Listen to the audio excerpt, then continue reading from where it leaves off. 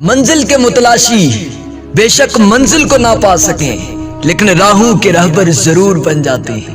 اور جو اپنے آشیانے کو چھوڑ کر کبھی آگے جا ہی نہ سکیں، وہ کیا جانے کہ اڑنا کسے کہتے ہیں۔ اپنے کمفرٹ زون کو چھوڑ کر، زنجیروں کو توڑ کر جو میدانوں میں اتر جاتے ہیں، وہی لوگ اکثر اپنا لوہا منواتے ہیں۔ اور کہا جاتا ہے نا کہ گرتے ہیں شاہ سوار میدان جنگ میں، وہ کیا گرے جو گھٹنوں کے بل چلتے ہیں۔ سر جو ٹہنیوں کو توڑ کر، زنجیروں کو چھوڑ کر میدانوں میں لڑنے کے لیے اتر آتے ہیں، وہ لوگ اکثر ہارے ہوئے لشکر کے جیتے ہوئے سپاہی بن کے جاتے ہیں۔ اور ایک بڑے کمال کی کہانی سنائی جاتی ہے، جس کہانی نے دلوں کے اندر چھپی اس کیفیت کو جگا کر رکھ دیا، جس نے کمفرٹ زون کے ہر اس تالے کو توڑ دیا، جس نے لوگوں کو ایک مرتبہ پھر پر دے کر اڑنا سکھا دیا۔ کہا جاتا ہے کہ ایک بادشاہ اپنی سلطنت میں بڑا راز کیا کرتا تھا۔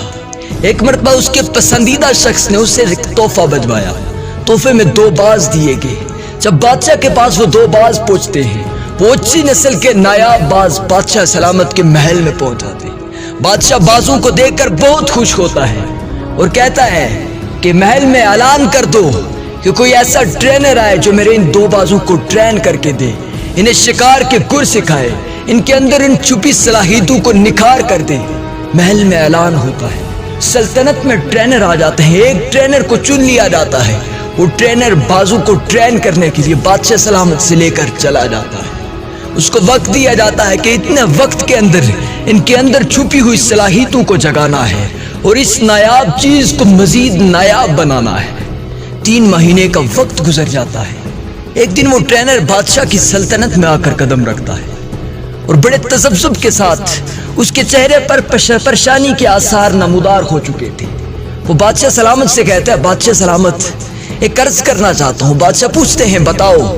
کہتے ہیں، بادشاہ سلامت میں نے 3 مہینے لگا دیے، ایک باز کو تو میں نے خوب تیار کر دیا، وہ شکاری بھی بن چکا ہے، وہ لڑاکا اور پھرتیلا ہے، لیکن ایک باز بالکل اڑنا جانتا ہی نہیں۔ بادشاہ نے کہا، اپنا پورا زور لگا۔ اس نے کہا، میں سب ہنر آزما چکا ہوں، میں اپنا ایکسپیرینس بتا چکا ہوں اسے، لیکن وہ اڑنے کے لیے تیار ہی نہیں ہے۔ بادشاہ اس ٹرینر سے کہتا ہے، تم پورے سلطنت میں یہ اعلان کروا دو کہ جو میرے اس باز کو تیار کر کے دے گا، اسے منہ مانگی قیمت دے دی جائے گی۔ وہ ٹرینر سلطنت میں اعلان کرواتا ہے تو ایک عام دیہاتی سا کسان باہر نکل کر آتا ہے اور بادشاہ سے آ کر کہتا ہے کہ میں آپ کے باز کو ٹرین کروں گا۔ بادشاہ اسے موقع دیتا ہے، 1 دن کے لیے باز اسے دے دیا جاتا ہے۔ دوسرے دن جب بادشاہ سلطنت میں قدم رکھتا ہے تو دونوں باز فضا کی بلندیوں کو چھو رہے ہوتے ہیں۔